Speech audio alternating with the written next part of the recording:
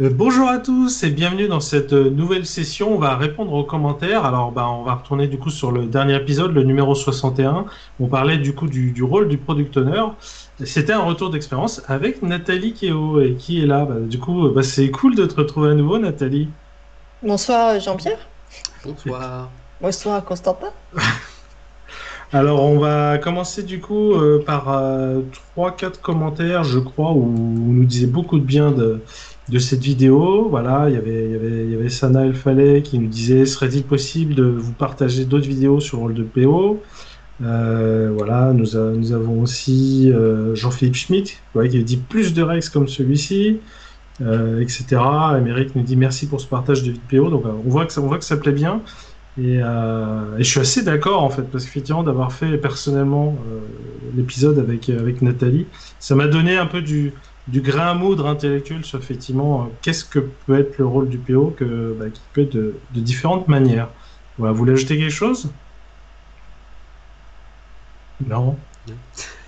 Très Si, bien. si, non, non, Mm. c'est vrai que c'est assez intéressant et moi, c'est ce que je vois de toute façon, c'est que c'est beaucoup de gens ont du mal à cerner le rôle du PO, souvent parce que justement, ils viennent d'un autre monde. Souvent, ça a été chef de projet ou ancien développeur, tout ça. Ils ont un petit peu de mal à cadrer le rôle. Donc, je pense que c'est de là que viennent tous les besoins de comprendre un peu plus. Et surtout, du coup, de Rex, comme celui de Nathalie, pour se rendre compte un petit peu du travail de tous les jours d'un PO.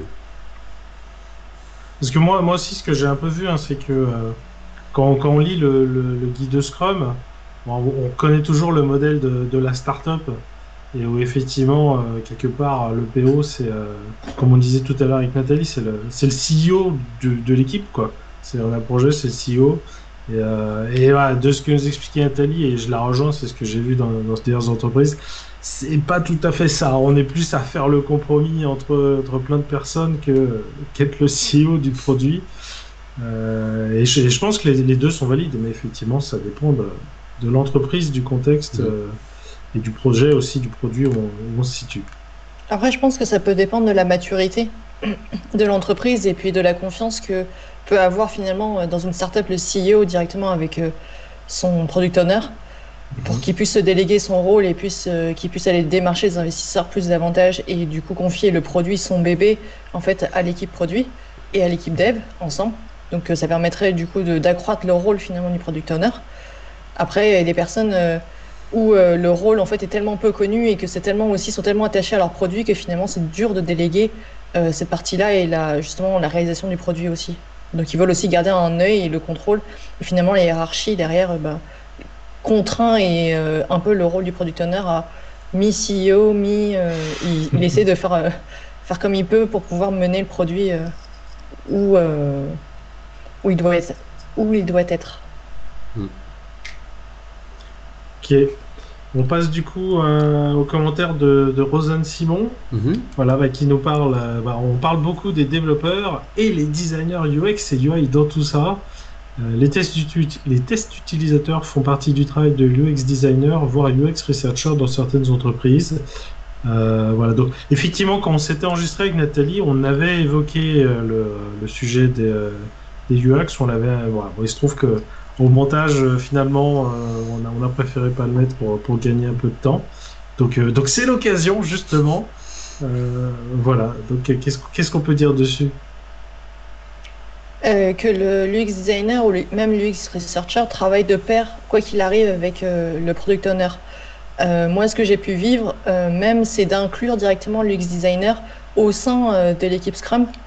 En fait, il participe totalement en fait au rituel. Il a, il a en fait toutes ses tâches, tout est prévu en fait et tout est maquetté et tout ce qui est en fait notre quotidien est travailler ensemble et vraiment de travailler ensemble de différentes manières. Voilà. On retrouve toujours un peu ces deux modèles, hein, de est-ce qu'on a un peu une cellule produit à côté avec PM, UX qui fait tous les trucs en amont, ou au contraire ça qui est intégré dans l'équipe, qu'est-ce que plutôt ce que tu décris. Moi, effectivement, j'ai plutôt connu le cas, à mon grand dame, le cas où les UX, voilà, ils faisaient partie des gens qui savaient tout et qui géraient les trucs en amont, plutôt que des personnes qui étaient directement impliquées dans l'équipe.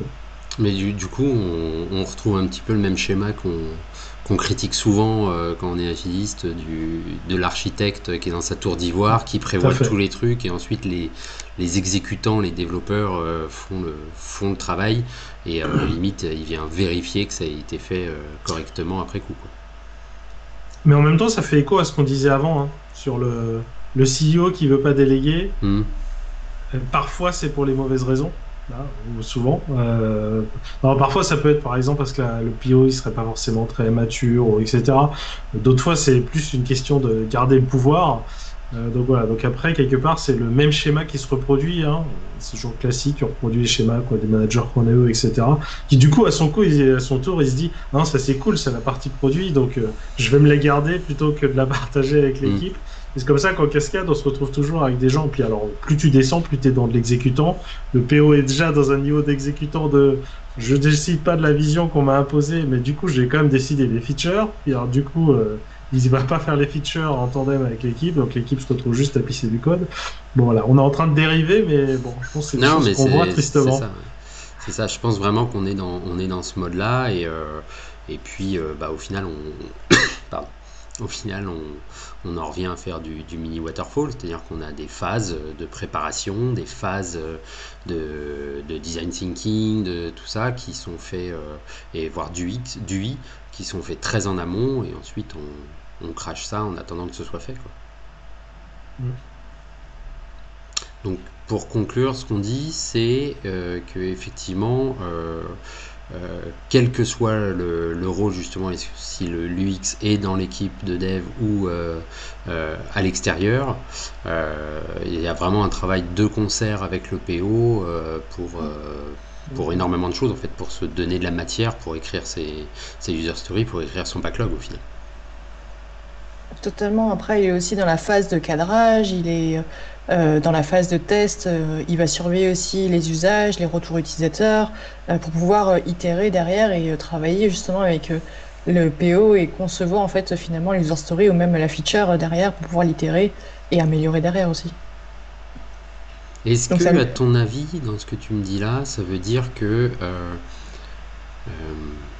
ça peut être dans ce cas-là l'UX qui va même jusqu'à écrire la user story, parce que quand on prend les définitions des user stories et autres, on a beaucoup la notion de la user story, c'est quelque chose qui est écrite avec ou voire par l'utilisateur. ouais. Donc est-ce que c'est justement pas dans cette phase où l'UX est avec l'utilisateur que va se dessiner la user story, quitte à ce qu'elle soit un peu modifiée après, mais est-ce qu'il y a déjà dans cette phase-là, et du coup potentiellement ça ne devient plus le rôle du PO? Bah, c'est possible, mais je ne l'ai jamais vécu. Mais c'est peut-être un cas qu'il faut peut-être expérimenter. Mais moi, j'ai jamais vécu comme ça. Après, peut-être que le l'UX designer a peut-être la vision plutôt d'une épique, et après voir comment le PO après derrière va pouvoir aussi le découper avec en user story et même prioriser à l'intérieur pour que le besoin en fait premier de l'utilisateur soit bien satisfait. Mhm. Parce qu'il y a beaucoup de choses, en fait, finalement, dans une fonctionnalité, il y a beaucoup de détails. Et quels sont les détails les plus importants qu'on peut livrer en premier pour satisfaire le besoin utilisateur et répondre au problème utilisateur que de s'éparpiller et de résoudre un gros problème qui peut-être n'en est pas un. Mhm. T'en penses quoi, JP? Alors moi j'en pense ce que j'ai vécu, alors j'ai pas forcément eu le cas où c'était un UX qui l'écrivait, mais par contre que ce soit l'équipe de développement qui Mhm. écrive les user stories, effectivement, si on lit le Scrum Guide ou autre, c'est pas spécifiquement le rôle du PO d'écrire user story. Il doit s'assurer qu'il y a bien un backlog qui existe, etc. Mais c'est pas spécifiquement à lui de les écrire. Et ça, je l'ai vécu, effectivement, des cas où le PO était vraiment à donner une vision forte et pas forcément écrire la story où c'était l'équipe qui s'en chargeait. Donc effectivement, si on fait le lien en se disant, bah oui, bah, l'UX fait partie de cette équipe de développement, on pourrait imaginer que ça arriverait effectivement, que ça soit écrit, donc pas forcément que par l'UX, mais justement, et c'est ce que disait Nathalie, il y a aussi la partie découpage. Donc on Mhm. rejoint aussi la partie équipe de développement, parce que dans la partie découpée en plus petit, il y a évidemment la dimension utilisateur. qu'est-ce qu'on peut faire de minimal qui nous fait avancer vers la cible. Et il y a aussi évidemment la dimension simplement technique de certains découpages sont possibles, d'autres non, ou coûte pas plus cher de tout faire d'un seul coup, etc., quoi. Et donc du coup, ouais, ça voudrait dire en fait parce que c'est vrai que si on prend le Scrum Guide, déjà le Scrum Guide ne parlant pas de user story, il reste très libre sur les éléments de backlog, qui peuvent être aussi bien techniques qu'autre chose. Et si je me souviens bien, effectivement, la définition d'XP de la user story, je crois que ça précise, si je me trompe pas, que c'est les utilisateurs qui écrivent les user stories.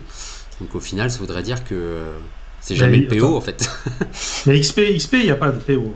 XP, Oui, il n'y a pas de par contre, PO, on est c'est en vrai. contact direct avec le client. Ouais. Dans la même salle, on a littéralement quelqu'un qui est du client.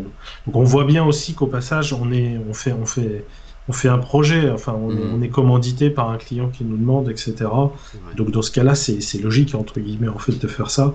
Là, Oui, je du pense coup, que c'est le PO le va être cas qui nous intéresse, le représentant du client dans ce cas-là, si on veut faire c'est le ça. lien. Ouais. Mais du coup, tu fais pas plus que ça du X non plus dans ce cas-là. Mhm. Chaos Physics, c'est justement parce que tu fais un produit où justement tu pars à la conquête d'un marché, etc. Et c'est là où il y a une vraie valeur ajoutée, avoir justement un product owner où il faut faire des décisions pas simples. Enfin, faut se jeter dans l'eau, quoi, à l'eau, quoi, parfois. Oui, c'est ça, c'est effectivement la différence. On en parlait, enfin, vous en parliez vite fait dans l'épisode où le côté, bah, soit le PO va être un passeur d'ordre au final, avec des specs un peu déguisés même parfois, soit vraiment c'est une recherche où on doit créer le produit, c'est-à-dire qu'on ne sait pas où on va, on fait des tests de façon empirique, et on voit ce que ça donne et on apprend et ainsi de suite, quoi. Mm. Ok. Bon, bah, je vous propose de s'arrêter là. Ouais, Eh ben, écoutez, j'espère que ça vous aura plu, que vous aurez trouvé ça intéressant. N'hésitez pas à vous abonner, hein, si vous avez apprécié l'épisode, partagez-le autour de vous. Si vous voulez revoir Nathalie Keo, faites-le savoir aussi, hein.